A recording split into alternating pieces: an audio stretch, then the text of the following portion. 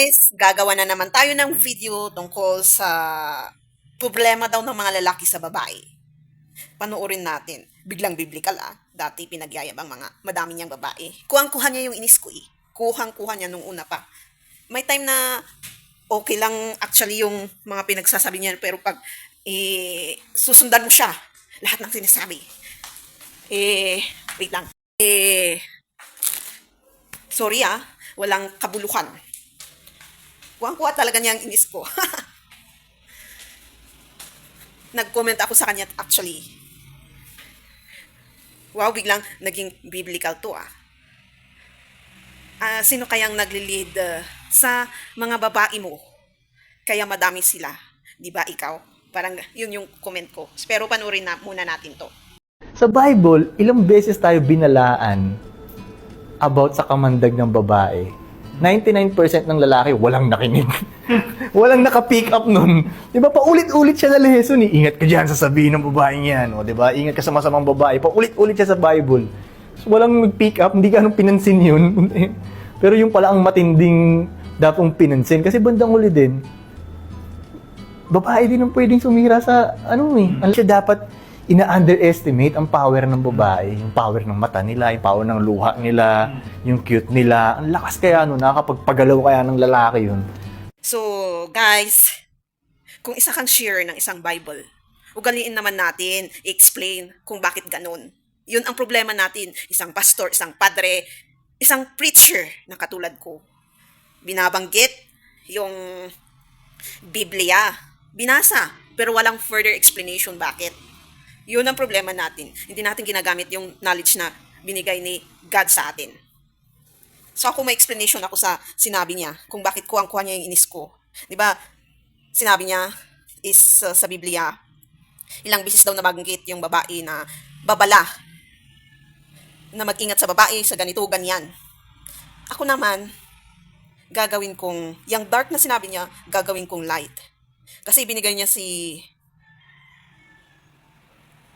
Delilah at si David ba yun?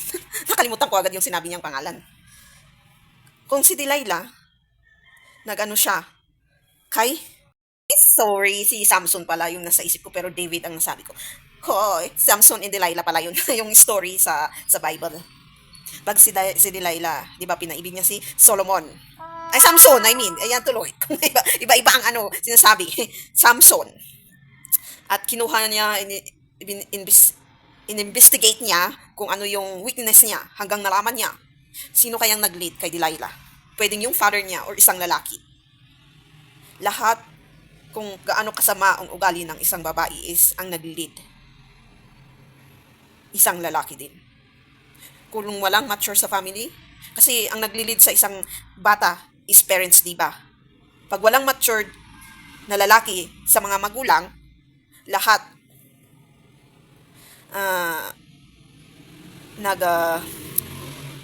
pagsasakit, ano ba kasing tawag doon? Una yun. Naghahawaan na yan. Pagsasakit, naghahawaan.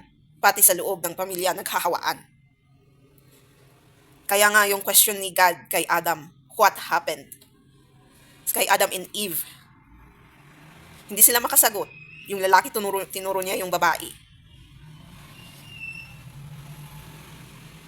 Paulit-ulit po na nating naririnig sa iba. At alam ko, paulit-ulit din na sinasabi ko na yung lalaki, dapat i-stand niya yung kasalanan ng both ni Adam and Eve.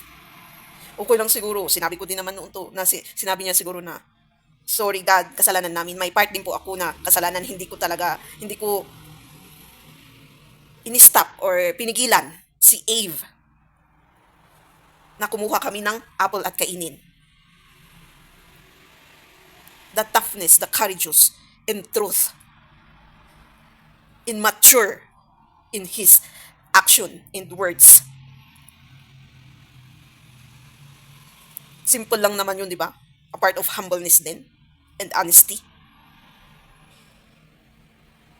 Kasi paano magkakaroon ng pamilya kung yung lalaki, hindi siya naghanap ng babae para magkaroon siya ng mga anak? Lalaki nga ang provider, di ba? kahit sa ugali, kahit paano magsalita or advice, motivation, may part din ang babae. Pero, mas malaki sa lalaki. Yes, pag-aalaga, babae. Lalaki din, sabihin mong pag-aalaga din yung mag-provide siya ng pagkain sa table. Pero pati yung mura at quality ng family, lalaki ang magsisimula. Kung laging takot yung binibigay ng lalaki sa pamilya, katulad ng pains and traumas, kasi may abuser, di ba, na lalaki. Laging takot, di ba, yung nararamdaman ng mga pamilya. Pero pag nag-stand na yung mother sa pamilya at sasabihin yung truth, na bakit ganyan ka, ganito sa amin, ng mga pamilya mo, sasabihin niya sa father, ang mangyayari, masasaktan pa rin sila, di ba? Mostly. Or maghihiwalay sila. Kasi matured ba yung lalaki na sinasaktan niya yung pamilya niya? Pag yung pamilya laging nag-uuyam or anong bang tawag dun? Manlalait. Pag kahit yung babae ang magsimula ng panlalait, gumawa ba yung lalaki ng stand para sabihin sa asawa niyang babae na, pigilan mo yung panlalait mo sa iba? Paano kung mangyari din sa atin?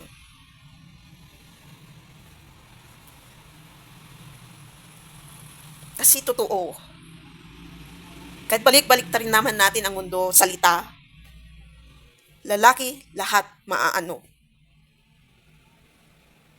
Bakit gagawa ka ng pamilya or hahanap ka ng partner mo kung hindi ka marunong mag-lead? So yung ibang babae dahil doon, nagiging mas malakas ang masculine energy nila kaysa feminine. Sila na ang nagdadala. Sila nang nagdadala sa relationship, sa isang usapan. Pagpo-provide ng food sa table. Kaya minsan hindi natin maiwasan na masakit siya magsalita. Tapos ikaw na lalaki nakakilata lang. Marami din akong nakikilala na ganun. Or di kaya yung lalaki provider nga, laging sinisingil. Okay lang ang single parent siguro na mother. Siya kasi ang nag-act as both feminine and masculine energy. Kaya masasabi niya yung mga ganun, masasakit. Babae pa siya, nanganak siya, syempre may effect sa energy din, nabawasan. Dahil sa panganganak, na syempre na-share niya yung energy niya sa mga anak niya na lumabas. Yung strength talaga, iba din ang strength ng babae sa lalaki. Kailan kaya makukuha ng lalaki ang knowledge na yan? Kumain naman sila ng apple, kumain naman si Adam ng apple. Gaslighting na lang ba lagi? Meaning ng gaslighting is nagtuturo or denying or nabiblame para may conflict, ganun.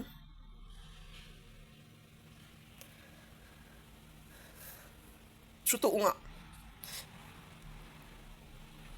Nang sabi nila, lagi din nila naririnig, lagi ko din naririnig at sinasabi din naman nila na kung hindi marunong mag-stand yung lalaki sa kanyang pamilya, mother from children is in chaos. Bakit babae ay mas mabunganga kaysa sa lalaki? Mas malaki yung masculine energy ng babae. Tapos yung lalaki, mas mataas yung feminine energy. Pero kahit merong ganun naman is, marunong pa rin naman mag-stand yung lalaki. May mga ganun din naman. Hindi naman mostly sa kanilang pamilya. Kasi at least may kakilala naman akong ganun na kahit parang mas mataas yung masculine energy ng girl at mas maano yung feminine energy ng kwan, inalilid pa rin naman niya yung pamilya niya ng maganda.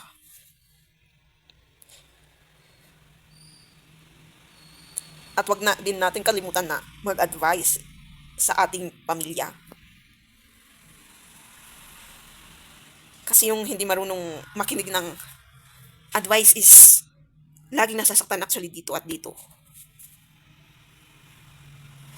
Iisipin mo na lang na lagi pang gustong pakinggan nito is kailangang sweet talk or maganda? Healthy din kaya ang makinig ng ng totoo kahit masakit, minsan. Yung para kang pinapagalitan na ginajudge na hino-hold minsan or control. Pero actually, pag pakinggan mong mabuti or realize mo, advice lang naman yun. Ibig sabihin, bakit ganun ang pakiramdam mo is natatamaan po ang ego and pride. Saksakin mo pa ulit-ulit yung ego and pride mo. The ease and peace at kakaibang freedom, makukuha mo.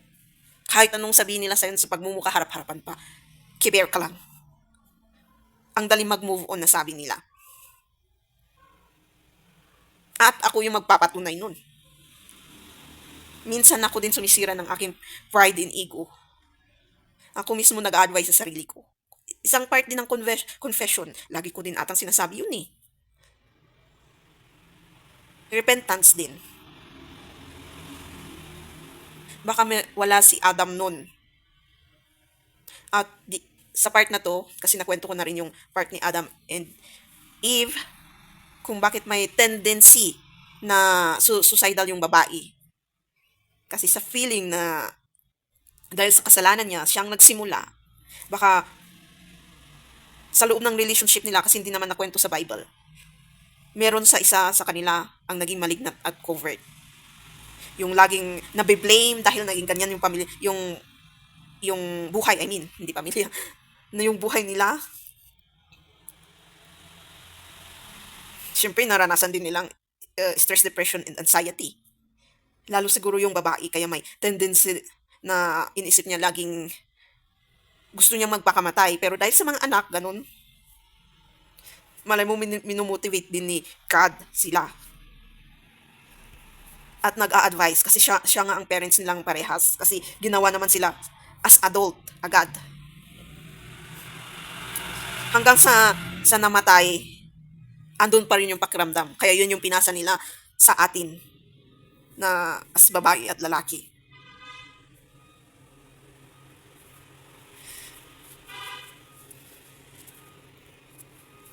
So, pag isang preacher or ginagamit mo ang Bible, mahirap, di ba? Kahit naintindihan mo, pero kung hindi mo ma-relate sa buhay, mawawala yung preach at sinasabi mo. Kung merong mas knowledgeable na nakaka-intindi actually sa mga sinasabi ng isang preacher, pero pag sakto lang, amis na amis ka. Parang ganoon din naman ako noon. Nagising lang siguro tong knowledge na to. Siyempre, binigay nga ni God. Ginising din niya dahil din sa healing.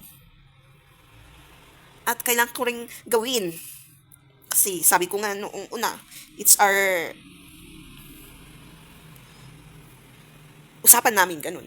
Inisip ko pa talaga yung English niya. Usapan namin. So, siya nagbigay ng knowledge nating lahat. Pero minsan, kulang-kulang. Minsan, nag-lead ng hindi tama. Parang in chaos or magulo. Minsan, sakto lang. Minsan, sobra-sobra naman na hindi naintindihan ng iba. Pero pag gusto nating maging preacher through Bible, kailangan nating hingin yung guide ng Holy Spirit. Kasi andyan talaga yung Holy Spirit.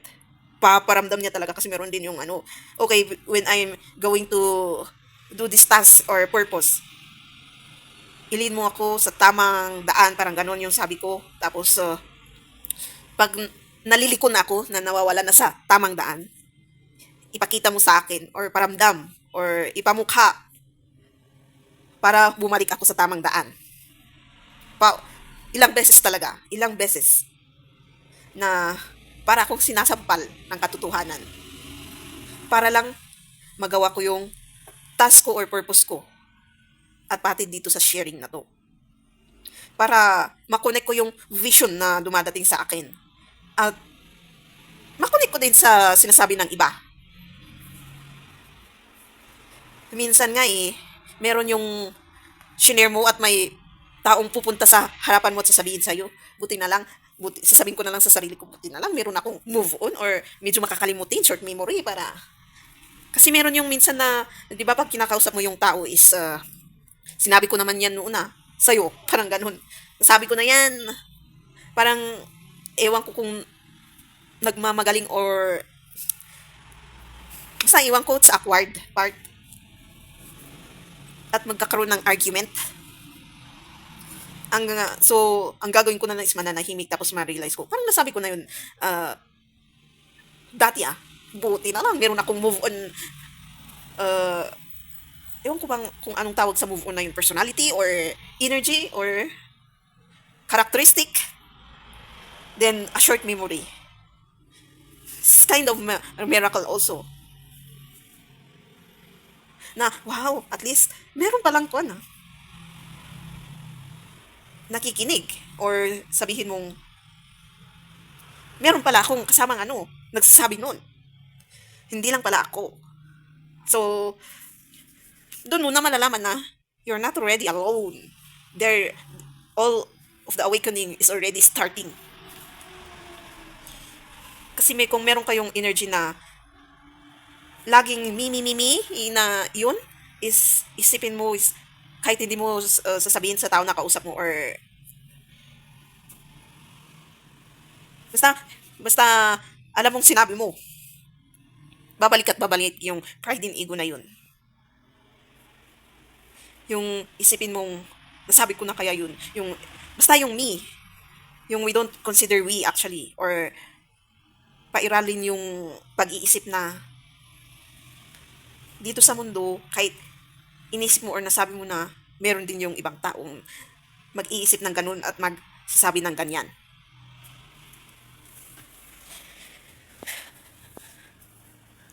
Parang yun din yung naglilit sa atin ng ng chaos minsan, sa feeling at sa isipan.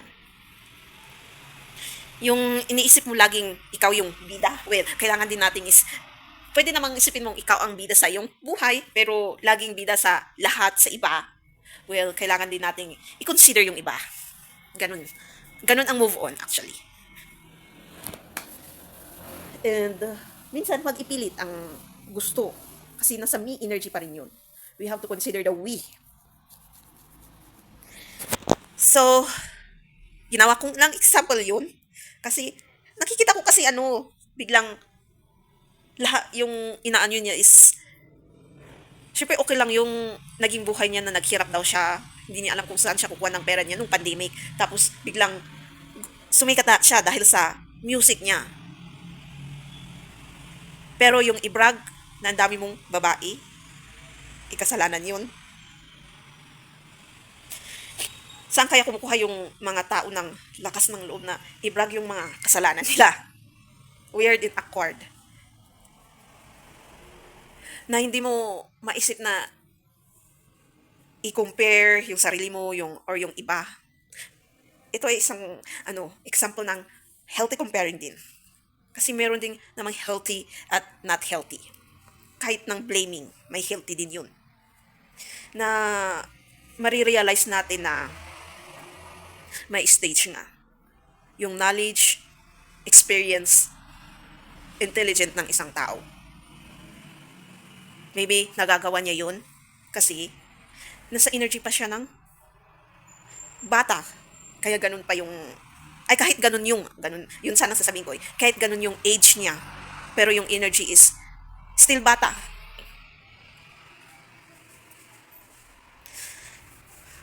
So, gawin na lang nating example, huwag nating i-shame or, kasi ang hilig-hilig po nating mga Pilipino dun sa shaming. Or pupunta tayo sa online tapos sasabihin natin, alam niyo si ganito, ganyan. Just an example. Pero kahit balik-balik ta rin natin talaga. Between girl and boy, laging nabiblame ang babae pero ang lalaki hindi masyado. Hindi, nabiblame pero hindi napapansin. Kaya hindi rin sila nagmamatured. Yung mga lalaki. Paano nila gagawin yung, kasi dahil sa culture din natin na importante ang lalaki. Kasi sila ang provider ng pagkain sa table. Lalo sa loob ng pamilya. Paano kung yung babae actually ang magbibigay ng pagkain sa table? Minsan, mismong mother nga niya ang magagaslight sa babae. May nakilala din akong ganun. Na iwan daw niya kung bakit yung mama niya. Siya nga nang bibigay, babae to Babae to babae. Mother to a daughter. Iwan niya ba ang laki-laki ng sahod niya tapos binibigay niya lahat sa kanila. Bakit yung mother na to? Ang sama-sama ng ugali sa kanya? Baka andun sila sa energy ng one person hate other person because that person cannot do what that person can do. Yung nagagawa ng anak niya is hindi niya nagawa noon. Kaya na insecure siya. Yun, binubuntong niya sa anak niya. Ano kayo nasa ng mother na yun? Pero actually, single mother din kasi siya. Hiwalay din daw yung mother and father niya. Well, nakilala ko yun before this. Nung talagang nakatira pa kami doon sa city.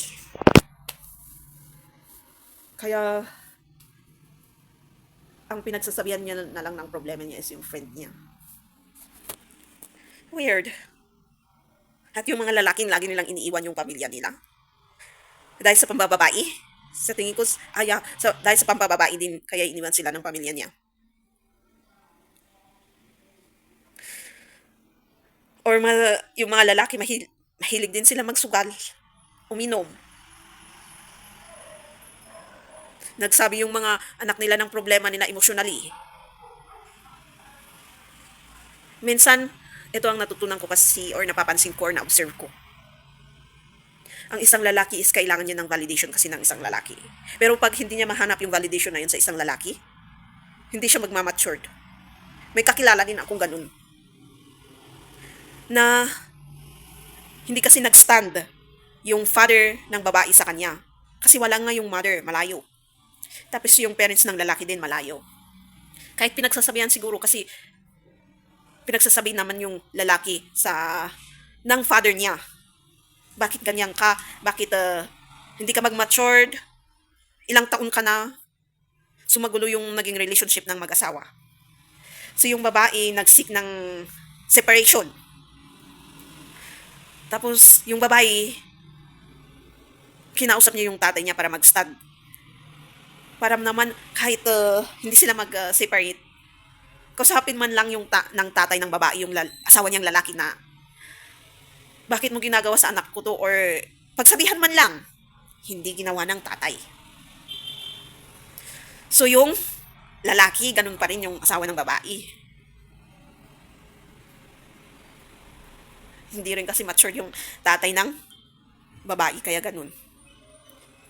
Kahit pinagsasabihan ng parents, lalo yung tatay, yung asawa niyang lalaki, kung nakikita niyang walang pakialam, yung tatay ng babae sa kanya, nakuha niyo? Sometimes, guy or men validates through its own gender. Hindi katulad ng babae na hindi kailangan minsan. Oo, yung iba, kailangan ng validation sa kanilang kauri na gender, pero mostly can stand by its own lalaki. Siguro sabihin mo na 1% only can validates their own, baka yun yung mga matured na. Pero yung mga lalaki naghahanap ng maturity nila, they validates with their own. Mostly kasi comment din doon is lalaki, nakita ko. Parang ako lang babae nag-comment doon na. Doon sa kinuha kong sample na video, ako lang ang babae nag-comment doon. So nakakuha siya ng validation sa mga kasama niyang ibang lalaki. So ang dami nga talagang di matured na lalaki. Wait lang pala, bago ako magpaalam, another additional na bago natin sabihin na nakalagay sa Bible is mag-ingat po tayo sa mga babae pag umiyak na sila, nagsabi na sila. Totoo naman, di ba? Pag umiyak kaming mga babae, nagsabi na kami ng mga katotohanan. Yung mundo ng mga lalaki is magugunaw. Pero iba naman yung babae na marunong mag-gaslight at May mga ugali ng mga lalaki na bulero din. Sa kanila din naman natutunan ng mga babae, 'di ba? Yung mga babaero at magsinungaling, iba na yun, kasalanan na yun. Pero yung umiyak ka, kasi mainiyakan ka, kasi nasaktan ka. Kahit yung story ko nga lalaki din ang dahilan. Buisit. Nabuhay. Nakamove on na ako doon, pero pag you will not forget talaga Mabibwisit ka lang. Dahil sa immaturity. May mga kasama din namang may iba doon is babae. Kasi iba-ibang kwento naman yun. Sa kwento ko, iba-ibang gumawa. Pero yung gumawa as in nag-further step to action is lalaki. Yung gumawa ng black magics, sabihin mo ng mga babae yung mga yun. Yung mga rumors, mga lalaki din yung iba. Pero yung nag-step forward, yun, sinabi ko na. So, kahit balik-balik na rin natin yung kwento,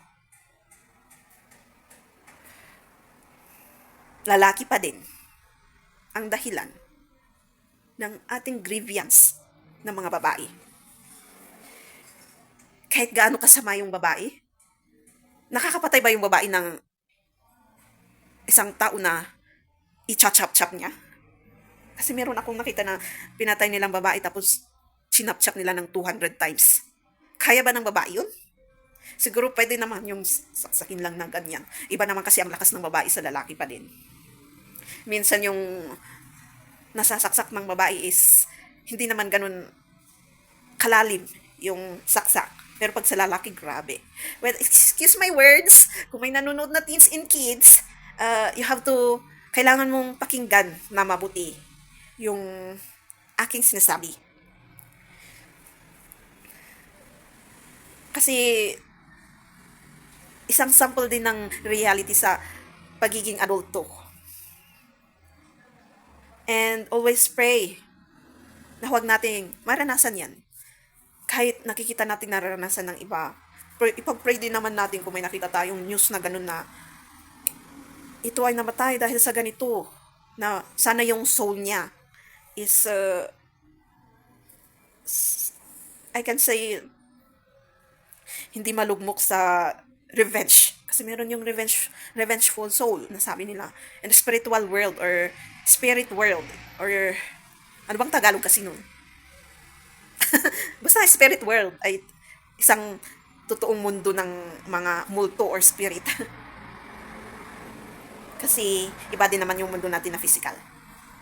So sa tingin ko nasabi ko na. So magpapaalam na ako. Thank you for watching. See you again 30 minutes. More than pa siguro. And don't forget to subscribe. Click the bell notification. Comment if you want. Comment yours, mga napansin you about maturity of men and women. Comment down. Then, ask anything. I will sasagutin ko ng aking makakaya. And if you want to preach or share something like us, you have to really ask God for the guidance, for that wisdom that you ask. And thank you again for watching. See you again in my next videos. Share and like.